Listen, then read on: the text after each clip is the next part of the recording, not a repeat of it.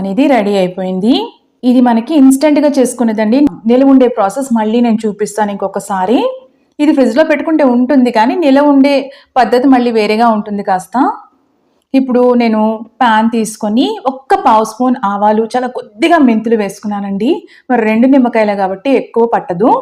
లో ఫ్లేమ్లో పెట్టుకొని ఒక్క నిమిషం మనం కాస్త డ్రై రోస్ట్ చేసుకోవాలి. చూసారా చిటపట్లాడుతున్నాయి కదా ఆవాలు. అప్పుడు ఫ్లేమ్ ఆఫ్ చేసుకొని మనం పూర్తిగా చల్లగవ్వాలని గుర్తుపెట్టుకోండి, లేకపోతే చేదొచ్చేస్తుంది. పూర్తిగా చల్లగా అయిన తర్వాత చిటికెడు ఉప్పు వేసుకొని మెత్తగా పొడి చేసి పెట్టుకోండి. ఇప్పుడు 1/2 స్పూన్ కన్నా కొద్దిగా ఎక్కువగా కారం వేసుకోండి. అలాగే చిటికెడు పసుపు, ఒక 1/2 స్పూన్ సాల్ట్ వేసుకుంటున్నాను. అంటే రుచికి సరిపడా, కావాలంటే మళ్ళీ కూడా వేసుకోవచ్చు. ఇప్పుడు పొడి ఉంది కదా, నేను ఒక 1/2 స్పూన్ వేసుకుంటున్నాను. ఇప్పుడు వేసినట్టుగా కొద్దిగా పంచదార వేయడం వల్ల ఏమవుతుందంటే ఆ పులుపుకి ఫ్లేవర్స్ అన్నిటికీ